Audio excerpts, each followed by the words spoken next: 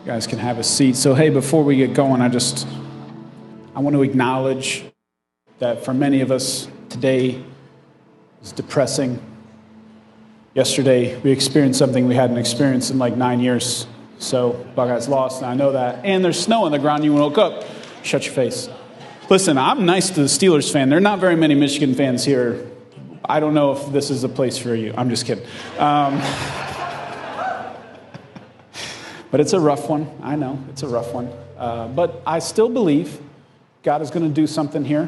One of the things I would hope God would do is bring someone up here to bring my podium. Maybe he would lay it on their hearts to bring that up so that I could preach. All right, so we're going to... He did. How about that? Taylor, you were listening to the Lord this morning. Thank you, Taylor. Even in the fog. All right. Continuing our series today called The Code. We're looking at our values as a church. So if this is your first time here, you kind of get a little sneak peek at what we want our culture and what we want the feel of the church to be. So I want to start today, though, with an ugly word. An ugly word.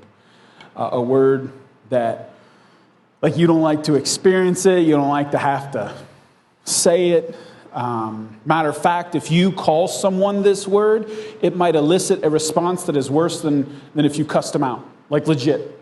It's a fighting word. And if somebody calls you this word, you'll want to fight them. You will. And I don't mean physically. I mean, like, maybe physically. I don't know you. Maybe you'd invite them out to the parking lot. I don't know. But it would be, this word would elicit a response from you. You don't want to be called this word. You don't like experiencing this word. It is ugly. You ready for this? Here's the word. Ungrateful. Ungrateful. Isn't it ugly? Look at that word. It's not even in all caps, which makes it even uglier.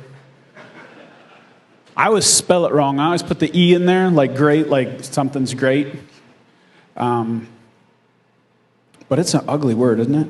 We even put this word in front of cuss words to make the cuss words worse. Hi. You can't see me over there, but they can see me now. Isn't it crazy that we put ungrateful, that you call somebody that, and it makes the cuss word worse because you put the word ungrateful in front of it? That's crazy. That's how ugly this word is. Now, here's the tricky part. I'll come over here to you guys. Nobody in the middle can ever see anything, but you guys can now. The hard part about this ungrateful word is that we can't see it in ourselves. It's really hard to see in the mirror. It's easy to see in other people, but it's very difficult for us to see in ourselves. And you know this because when you accuse someone of being this word, how do they respond? I mean, part of the response is surprise, right? Maybe mixed with rage, but they're incredulous. They can't believe it. They're bewildered. They're dumbfounded. They're offended that you would accuse them of being ungrateful because they don't think they are. They don't see it, and you do. Because it's easier to see in others than it is to see in ourselves. Now, this is a problem. This is a problem because, one, we really don't want to be ungrateful. Two, we might not know that we are. So what can we do about that? We don't want to be this word, but we have a hard time recognizing it. So the Bible is going to draw some connections that will really help us with this problem. We're going to look at a story today found in Mark chapter 14. Now, before I begin, I want to point something out about Mark. So if you don't know, Mark wrote one of the Gospels, Matthew, Mark, Luke, and John, the four Gospels, four different stories of Jesus' life and ministry, four different perspectives on that. Mark was kind of a no-nonsense guy. He is by far the shortest Gospel, and he just kind of cuts out details. Mark does not want you to miss the forest for looking at a tree. He wants you to get the big picture. Some of you appreciate this. He's a big picture kind of guy. So he zooms through stories because he wants you to see something rather than dwelling on details. So I tell you this because I want you to know that if he does have details, they're important, and he's trying to get us to see something. So we'll start in Mark 14, verse 3. Meanwhile, Jesus was at Bethany at the home of Simon, a man who had previously had leprosy. While he was eating, a woman came in with a beautiful alabaster jar of expensive perfume made from the essence of nard. She broke open the jar and poured the perfume over his head. So we're in a town called Bethany at a guy named Simon's house. A woman walks in who Mark does not think it's important for you to know her name. He doesn't tell you the name of this woman. But then he immediately zooms in on what's in her hand. Right? So he doesn't want you to know her name, but he does want you to know what's in her hand. That she's got this beautiful alabaster jar. So the jar is beautiful. And inside of the jar has expensive perfume. And then he even tells you what it's made of, just so you know that what she's holding in her hand is incredibly valuable. He wants you to know all that. He doesn't want you focused on her face. He wants you focused on what's in her hand. And then he tells us that she broke the jar. She didn't open it carefully. She broke it, and she pours out this perfume over Jesus. So those are the details Mark thinks is important. Here's what happens next, verse 4. Some of those at the table were indignant. Why waste such expensive perfume, they asked? It could have been sold for a year's wages and the money given to the poor. So they scolded her harshly. So I know you wouldn't understand this because we don't live in a day and age where you do something you don't think it's going to be controversial and then people have opinions about it. Like, we don't live in a day and age. But you can imagine what this would be like, that she thought she was doing a good thing, and there were some people who were like, that's not a good thing, that's a stupid thing, what are you doing that for? So all of a sudden there's a controversy in the room that the people sitting at the table do not think the thing that she thought was good is actually good. And then, by the way, I don't know if you noticed, Mark dropped the detail in again. He wanted you to know that it's worth a year's wages. So if you didn't get when he said it was expensive, he really wants you to know, no, really expensive. A year's wages worth of expensive. So what he's trying to get you to see is that what just happened, this act by this woman was extravagant. It was lavish. It was reckless. It was radical, what she just did. A year's worth of wages just poured all over Jesus' head. So reckless, so radical, that the people who were present were like, wait, what? What are you doing? This wasn't prudent. This wasn't practical. It could have been a lot of better ways to spend what you just did. So, how do you think Jesus will respond? He's the only one we haven't heard of yet. Obviously, the woman thought it was a good thing. The people at the table thought it was a stupid thing. What does Jesus think? Verse 6. But Jesus replied, leave her alone. Why criticize her for doing such a good thing to me? You will always have the poor among you, and you can help them whenever you want to, but you will not always have me. So he pushes back hard here. He continues, verse 8. She has done what she could. I love that. She has done what she could and anointed my body for burial ahead of time. I tell you the truth, wherever the good news is preached throughout the whole world, this woman's deed will be remembered and discussed. So, wow. So Jesus obviously takes the side of the woman and says, no, this is a good thing. He has a lot of arguments. I just want to zoom in on one. He says she has done what she could. Again, I just love that she didn't do what she couldn't do. She didn't focus on what was outside of her control or what she didn't have. She did what she could. She did with what she had, not with what she didn't have. And then he says this strange line that would have been lost on everybody. He says, she's anointed my body for burial ahead of time. Now, if you're familiar with Jesus' story, he repeatedly told his disciples that he was going to die, and they always ignored him. They never listened. They always thought he was like speaking in hyperbole or making some kind of point about something. They never actually get that he meant he was going to die, like for real. So he says here, he drops this little hint that she's anointing his head for burial. And at this time in the timeline, Jesus is headed towards Jerusalem. He's on his way there. So he's days away from being arrested and killed. So I don't know, I just kind of imagined, like, I wonder how long this perfume would have lasted. It's not like they took showers and stuff. I'm not saying Jesus was like dirty or anything, but it was ancient times. He wasn't like washing his hair. It wasn't doing all that stuff. So I wonder how long the smell would have lingered. Would it have lasted long enough to even as he was maybe walking down the road carrying his cross? You know, and as he's walking by and the crowd is going, what is that? So out of place with a man on his way to be executed, this sweet smell. And then I can't help but have my brain kind of go back and make the connection to in the Old Testament when God would talk about the people of Israel making a sacrifice and how he describes it as a sweet smell in his nostrils.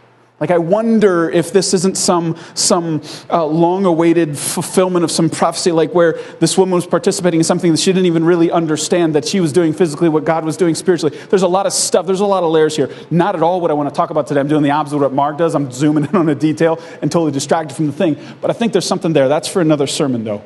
Here's what Mark wanted us to know. The woman broke a year's worth of wages of perfume over Jesus' head. People at the table thought it was stupid. Jesus didn't. That's the story. And then Jesus actually says that this radical act will ripple past the lives of the people at the table, right? What she did was bigger than her. He says that wherever the gospel is preached, this woman's deed will be remembered and discussed. By the way, right now, as we speak, that's happening. That this prophecy is being fulfilled yet again. That Jesus said we would talk about it, and here we are talking about it. So what she did was bigger than her. So that's the gist of what Mark wanted you to know. Now let me ask you this. Out of all the details and the controversy happening here, would you say that this woman is grateful for whatever Jesus did for her in her life? Yeah, right. I mean, you could accuse her of being reckless. You could accuse her of being foolish. You could accuse her of being stupid with this valuable thing, but you cannot accuse this woman of being ungrateful. Right? The story just drips with her gratitude. Now, this is important because this shows us something, right? We have to see this. You wouldn't accuse her of being ungrateful. Listen, you wouldn't accuse her of being ungrateful because she expressed her gratitude. She expressed it, right? So this is the first thing I want you to see. This is the first thing I want you to see. Gratitude must be not just felt, but expressed. Gratitude must be not just felt on the inside, but expressed on the outside. She could have felt a deep gratitude, but if she hadn't expressed it, you wouldn't know it. The only reason you know it is because she expressed it. That's why you know. See, and that's why, I just don't think the biblical writers get enough credit for their genius. I know that we believe that we're under the inspiration of the Holy Spirit and all that, but man, Mark wrote this story in a really cool way. Because the way Mark wrote the story, without mentioning the woman's name and with intentionally not giving certain details, he knows that when you read this story, you're automatically going to ask, man, what did Jesus do for her? Right? The question just hangs there. He begs the question. When you read, this woman busted into a room, broke a jar's worth of a year's worth of wages perfume over his head, you have to ask the question, what in the world did Jesus do for her? Why is she doing that? Because you know she didn't just break it off the street and do that. There's something to it. He knows, Mark knows that you're going to ask that question, and he wants you to. He's such a good writer, and some good writers, they would rather ask the question and let you try to answer it than actually answer it. And that's what Mark's doing here. Because that question's supposed to move you. A question, because it bubbles up, is supposed to do something inside of you. You know that when you see a radical act like that, it has its roots in something else. Now, hold that question in your mind. What did Jesus do for this woman? What would cause her to do what she just did? Hold that question in your mind. Now, I want to go down just a little bit of a rabbit trail because I want to flip this idea on its head, because I just told you that gratitude must not just be felt, but also expressed, right? It can't just be on the inside. It's got to come on the outside. What I want to do is I want to flip that, and I want to say the inverse is true as well. Unexpressed gratitude communicates ingratitude. Unexpressed gratitude communicates ingratitude. If you don't express your gratitude, you unintentionally communicate the opposite of what you feel. So that ugly word, ungrateful, you could be accused of being that if you don't express your gratitude. Because whether you mean to or not, that's what you are communicating. And think about it. Whenever you've ever accused someone or you've been accused of being ungrateful, you know that they're not necessarily accusing you of not feeling something. They're accusing you of not expressing something. Because you can't possibly look inside your heart and go, I don't see any gratitude in there. No, they're talking about what they see. What they see is what you're expressing, and you're not expressing it, so they say it's not there. So unintentionally, you've communicated the opposite of what you're saying you feel. And by the way, parents, you know this is true as well. Because in about a month, all of us are going to be saying, well, I was going to say a phrase, but it's more like a word. We say that, what do you say? What do you say, right? On Christmas morning, you're gonna be going, what do you say? You jump in as a parent to tell your kids to say the thing that you want them to say because you're, as a parent, let's be honest, you're a little vain. And you don't want everybody to know that your kid's a spoiled brat. So you have to coach them to show that gratitude because you know that if they don't say it, what they're communicating is the opposite of it. And we see that. So that's important. And maybe that's what somebody needed today. Maybe that's all you needed today is that you need to know that you need to express your gratitude, not just feel your gratitude. That if you don't express it, you're communicating the opposite of what you're saying, you're feeling. And maybe God's going to bring some people into your mind right now where he's nudging you to express your gratitude. But listen, I want to go after something deeper than that. That's good. That's important. But I want to dive down deeper and make a connection here. That question. What did Jesus do for that woman? It just hangs. Mark, in his literary genius, is just making you wonder. And anybody who's ever read the story, anybody who's ever preached the story has talked about why. Because it's just right there. So Mark, I think, would be upset with me, but I'm going to tell you. Because Mark had his own literary way of doing things, but another guy told the story, John. John was there, and he had a different perspective. John likes the details. John wants to do something different with the story. So we learned from John what we didn't learn from Mark. So I want to look at this story and answer the question, what in the world did Jesus do for this woman? So it's in John chapter 12. And keep in mind, John was there. So he's talking about what he saw, what he heard. Chapter 12, verse 1. 6 days before the Passover celebration began, Jesus arrived in Bethany, we knew that, at the home of Lazarus. Now, that's different if you're paying attention, and I know you were. We knew he was in Bethany, but Mark said Simon, right? Mark said Simon's house, not Lazarus' house. Now, at first you're a little confused, but keep in mind, for example, if you grew up in church, you know that Peter was also called Simon, right? So Peter kind of had two names, and it just depends where you're at as to which one's used, and sometimes both are used, like Simon Peter. It's all the way around. So this one is kind of the same way. This guy's name is Simon Lazarus, but Mark intentionally uses his lesser-known name because he didn't want you to know who it was. He didn't want you to know it was Lazarus because if you're a church kid, you know the story of Lazarus, right? And you know immediately it's going to pop in your mind. Now, John's putting it on display. John's like, hey, in case you didn't know, Lazarus is the formerly dead guy, right? And that's not something you can say about very many people. Not that Lazarus is a super common name, but in case you were wondering, it's not the other one. It's the one that came back to life. That's what he wants you to know, okay? Used to be dead, now he's not. Now, if you know the story, it's a pretty crazy one. Jesus gets this message from somebody saying, hey, your friend is sick. And it's the strangest thing in the world. Jesus says, I'm not going to go see him. He wasn't going to go see his friend who was sick. He intentionally stays where he was for days. And in the time period that Jesus waited, Lazarus dies. And then Jesus rolls up to Bethany. And if you know the story, man, Martha's upset, but Martha's Martha. But Mary, man, she felt that one. Mary got jacked up by this. Mary gets a little confrontational with Jesus, which, you know, most of the people who are close to Jesus didn't do stuff like this, but Mary almost accusatorily says to Jesus, if you had been here, it wouldn't have went like this. And the reason this is so hard for Mary is not because of her lack of faith, it's because of her faith. She believed that if Jesus was there, he would have done something, that Lazarus wouldn't have died. And so it's jacked her up royally, and she doesn't know what to do with it. So she's just angry, and she's like, Jesus, if you would have been here, this wouldn't have happened. And Jesus is all kinds of, it's crazy because you get to see this very human side of Jesus where he's very emotional in this story. But then he asks to go see the tomb. And he goes to the tomb, and you have the shortest verse in the Bible. Jesus wept. He's really messed up by the death of his friend, even though he knows what he's about to do. He says, roll the stone away. And they're like, no. It's been days. We don't want to do this, Jesus. It's going to smell. It's not going to be good for anybody. Don't do this. And he just kind of flexes on him like, no, didn't I tell you? You would see the power of God if you believed. And they roll the stone away. And with a sentence, man, I just wonder what it sounded like.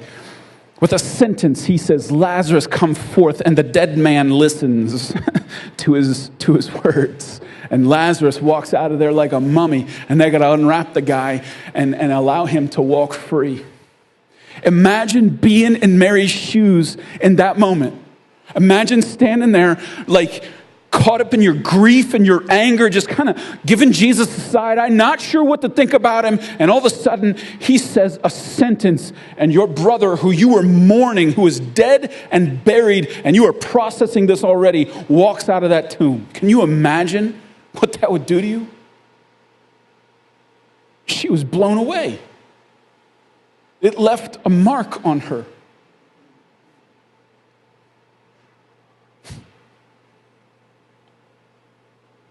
So, John chapter 12, verse 2.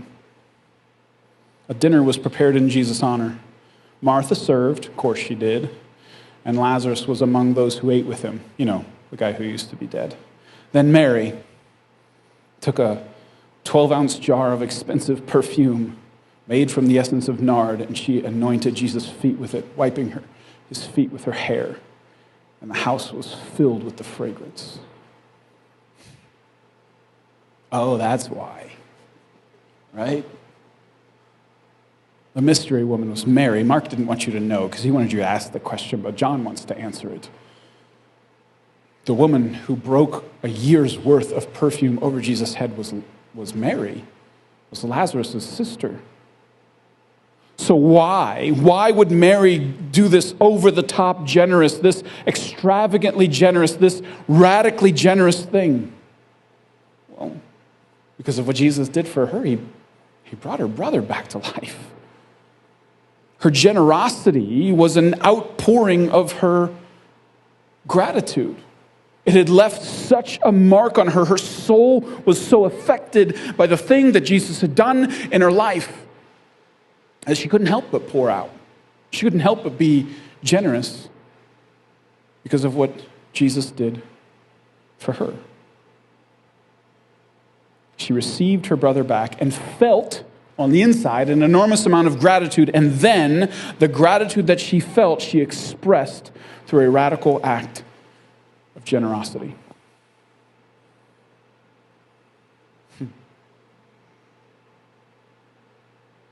So, her gratitude level was matched by her generosity level.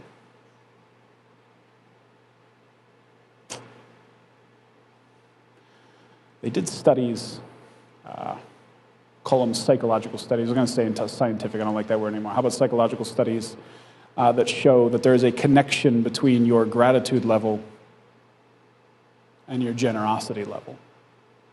They've done studies saying that, hey, the more grateful a person, the more generous the person. And I don't know that that's super controversial. Now, you think about it. The more gratitude you feel, the more generous you are. The higher the gratitude equals higher generosity. But what that means is there's a link between how you receive something and how you give something. If you can't receive properly gratitude, then you can't give properly generosity. So giving, right giving, starts with right receiving. The beginning of your giving is your receiving, which means, get ready for this. If you're wondering, since we already pointed out that you can't really see ungrateful in the mirror, if you're wondering, am I? You can actually check your gratitude level by checking your generosity level. That if the two are linked, then you can check one by checking the other. It's going to be like an indicator light on the dashboard. Hey, I can check my gratitude level by looking at my generosity level. That's important now.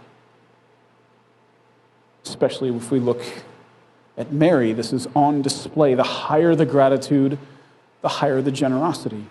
The radical gratitude that she felt was in proportion to the radical generosity that she expressed. The crazy part is when you look at the story in Mark's version, you look at it and go, wow, that was a lot. Like she gave a year's worth of perfume. But then when you look at it in John's version and you realize the impact that Jesus had on her life, all of a sudden what she did doesn't seem so big because it's in comparison to what Jesus had done for her.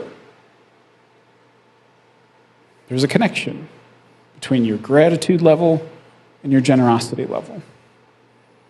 So can I make a statement? I'm not asking, never mind, I don't know why I said that. I was going to say it anyways, even if you say no. How y'all doing? This one punches a little hard. I made an intentional choice. Listen, it's Thanksgiving weekend. Of course I was going to do this. Like, what did you think was going to happen, right?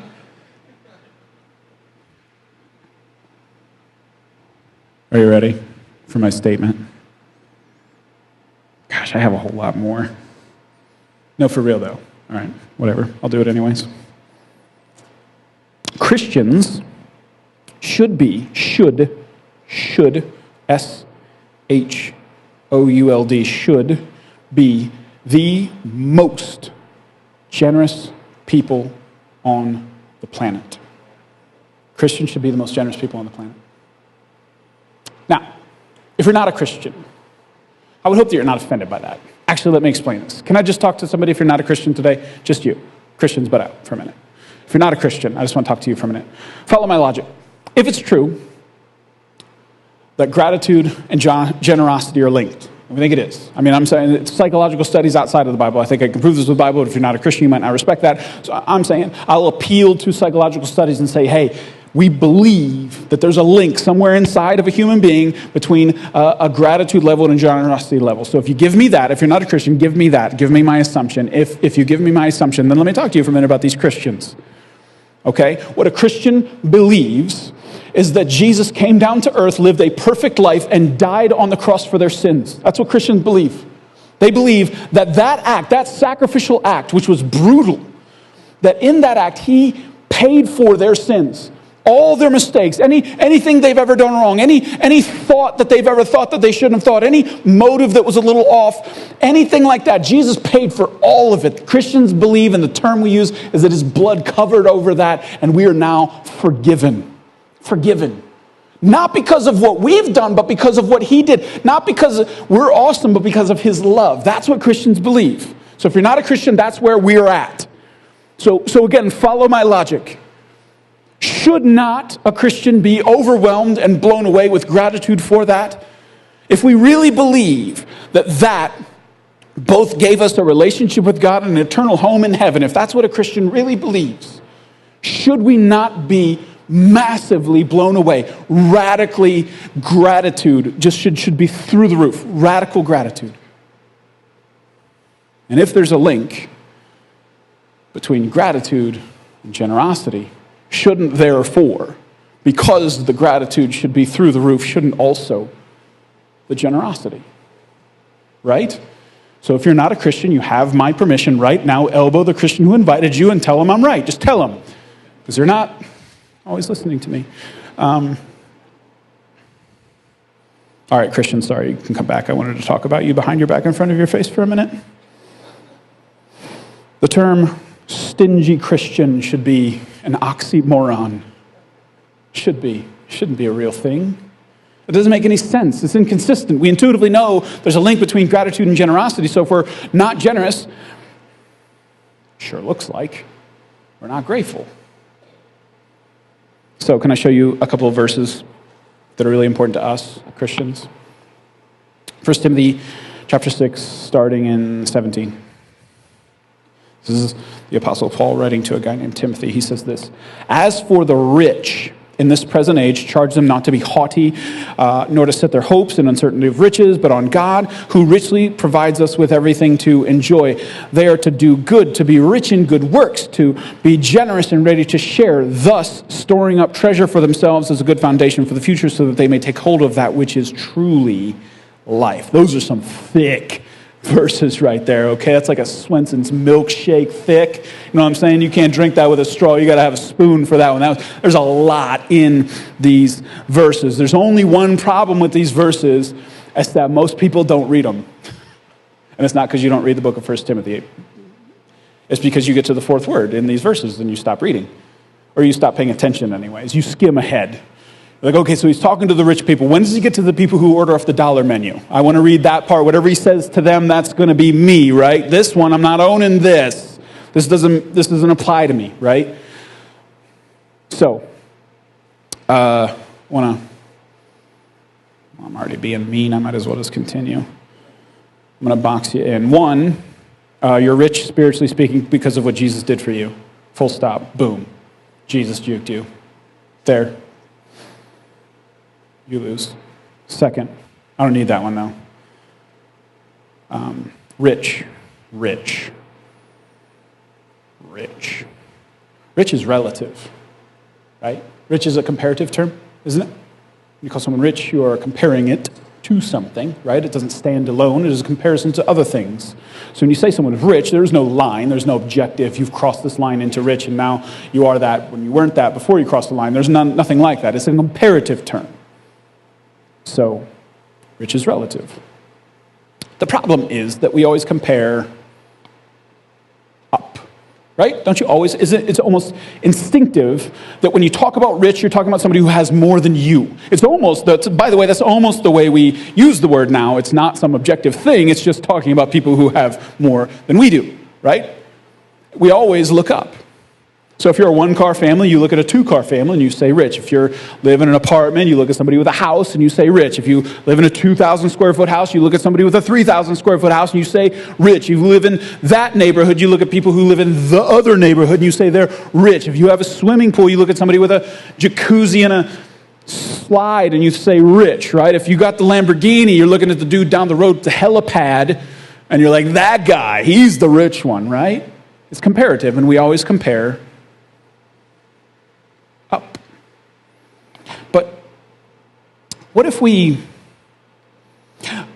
I'm not against comparison, I just want you to be good at it. So what if instead of only comparing up, what if we got better at comparing, we expanded our comparison? What if we, instead of comparing ourselves only to people above us, what if we backed up and just looked at, like, I don't know, the world, just the whole thing? What if we looked at the whole world and compared ourselves that way? Instead of comparing yourself to Nancy down the street who drives the Lexus, what if you compared yourself to the whole world? So if you make $25,000 a year, let's just pick small number-ish. Well, again, small is comparative. It's not rich for around here. Call that. It's about $12 an hour. Doesn't sound like much. If you make that, and I'm just talking income, so don't check my sources here. I'm not talking about cost of living and all that stuff or how many kids. And then there's just raw numbers here. If you make $25,000 a year, you bring in more than 98% of the world. You're a 2%er. 2%er. The average laborer in Ghana, it would take them 156 years to get on your level. 156 years. So, if you use the word rich to compare yourself globally, got news, you qualify. Congratulations, you made it. We're here.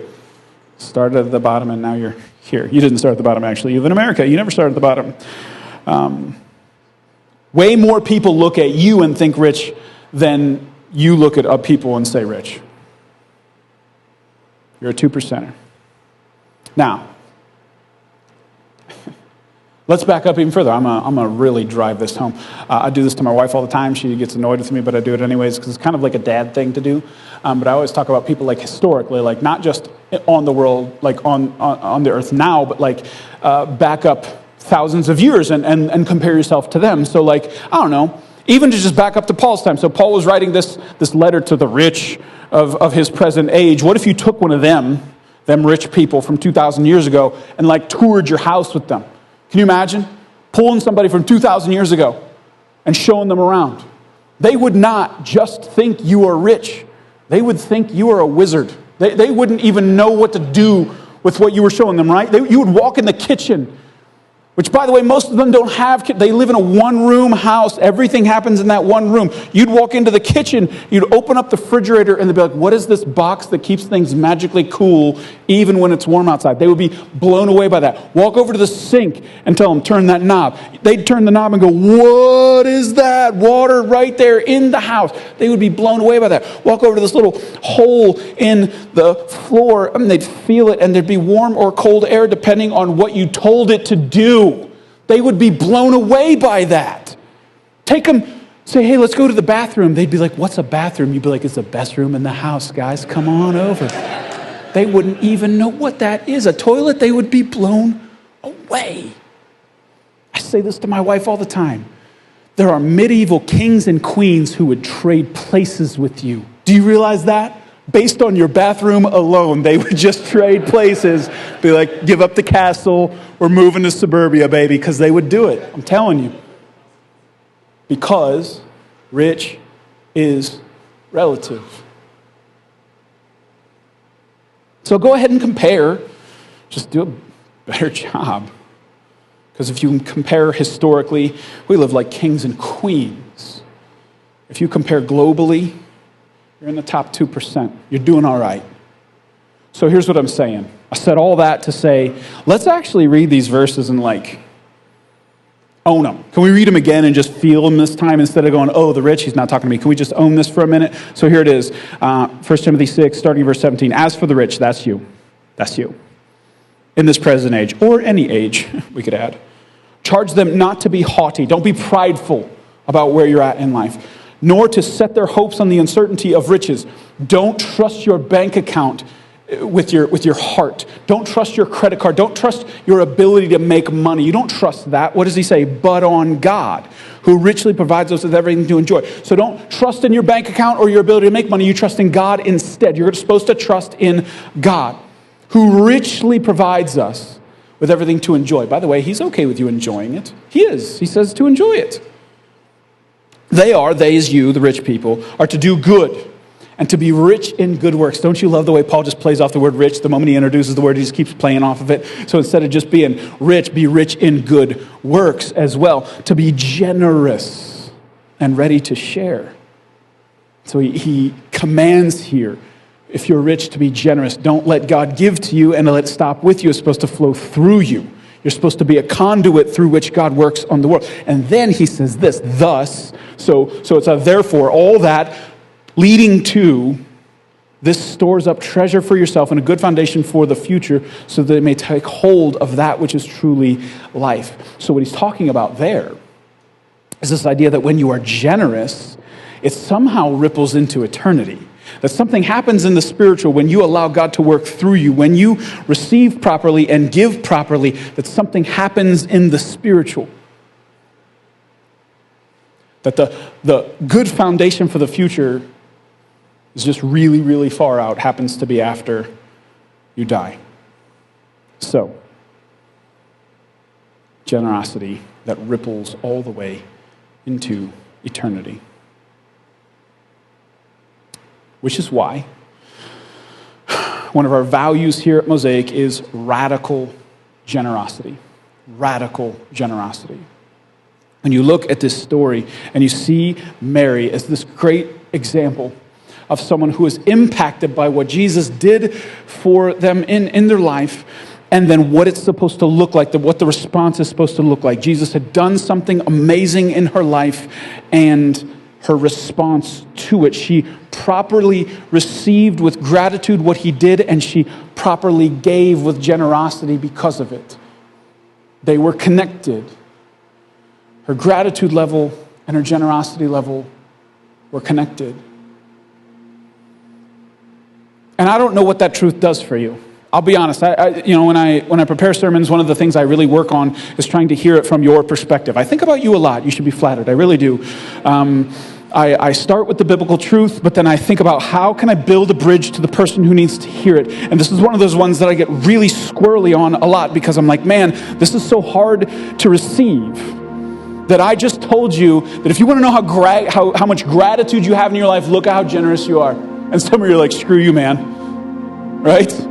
I mean, I just said that. Now, it's not my fault that you're not good at the gratitude part, but I'm just telling you where the connection is. But I get nervous about that. How are you going to receive this? But I hope, I guess I have some hopes. I don't know, but I have some hopes that when something like this hits you, you like go into self-examination mode. Like, that's what I do. I don't know, like when I hear something like that, hey, okay, so your gratitude level, you can kind of tell by your generosity level. I start to go, oh crap. Well, if I can't see my gratitude level and I can see my generosity level, I need to look at it. What is it? What does it tell me about myself? And how can I fix it? I actually think these two things kind of are it's a two-way street. I don't know that it's just that your gratitude level affects your generosity level. I think your generosity level can also affect your gratitude level. I think when you properly receive and you have gratitude, it spills over and overflows into generosity. But I think when you're generous, it can inspire gratitude. I think it can work both ways in your heart. But I also think that mentally, some people can just try to sever the connection. You can tell, you could even be doing this right now. I don't know, you could be doing this right now. You could be telling yourself, I am grateful for what God has done for me. I'm grateful for what Jesus has done for me, but my generosity level has nothing to do with that. You could be doing that right now. You could be severing the connection. And maybe you have in your head tried to say, I feel something, but that doesn't necessarily mean I have to express it. But I want to invite you to relink these things. But the proper response to gratitude is generosity. And you would ask God to help you figure this thing out. That if you're looking at this going, no, I think I feel at this level, but I'm only generous at this level, that you would ask God to help you figure out why the disparity, why the difference. This is important. I actually think, as I thought more about this even this morning, as I was talking to first service, man, I feel like gratitude is such an important thing. Like, I think the difference between a Christian who really lives out their faith and a Christian who kind of just does what they want, the difference is gratitude. The difference is really understanding and feeling what Jesus did for them and letting that continue to motivate them to live the way he wants them to live. This is vitally important to your life. And it's vitally important to us as a church, by the way. I have this vision in my head of like a church that's so like radically generous that it like throws people off. And just like in the story of Mark, that Mark tells, where you read it and go, what in the world happened that caused that? Like, what did Jesus do for this woman because of what she's doing? There must be a connection to something else. Like, wouldn't it be amazing to be a part of a church where we were so generous that people looked and went, wow, like, what is that? What caused that? That our life, like Mark's story, would beg the question, so that they have to try and answer what happened in their life that would cause them to be so generous. Wouldn't it be crazy to be a part of a church like that? Man, what if we really got a hold of this value? If we were known for our generosity. And yeah, I know, this is one of those weird sermons. It's like, are you talking about tithing? Well, yeah, but no, but yeah. Yeah, it's a part of it, right? It's a part of it. Your whole life needs to be marked by generosity, but one of the areas would be the church, yes? I always feel weird saying that. Because I'm always worried that one of you invited your friends and your friend's like, oh, the church just wants my money, and then they're going to show up today and it's like, oops, yep, they are. So forgive me. By the way, if this is your first time here, or even if you're newer here, I just want you to know we don't want your money. We really don't. We don't even take an offering. And we did that pre-COVID. We were ahead of the curve. We stopped passing plates a long time ago because we don't want you to feel like people are watching you, like judging your generosity level as you go by. My mom used to joke she wanted a t-shirt that said I give online just so people wouldn't judge her for that. But we don't do that because we're not about that. If this is your home church, here's my mentality. You don't give to the church, you give through the church. We're pooling our resources to better build God's kingdom. That's how I view it. It's not some giving to something. You're a part of it. You're a part of it. So we're doing this together. We're doing this together. Radical generosity flowing from a radical gratitude is the way it's supposed to be. I want your whole life to be marked by that. Worship team, why don't you guys come back up here? So I don't know. I guess I want to challenge you. I think self-reflection is like the thing, right? You got to think through this. You got to ask Jesus, like, hey, if you really care what Jesus thinks, and if you care about living the way Jesus wants you to live, you got to ask the question, am I consistent? Does my generosity level match my gratitude level? Have I somehow disconnected something in here? Ask the question. It should start in here. It should start in here. The real solution is what God's doing in your heart. So ask him. Maybe the thing is just ask him to allow you to be genuinely affected by what he did for you. Isn't it weird that like you could say the sentence like, God loves me, and it not do anything? Jesus died for me. And it doesn't even register on the Richter scale of your heart. Like, that's crazy. Maybe the thing we should pray is that it does something in here. That it affects something in here. Let's do it. Jesus.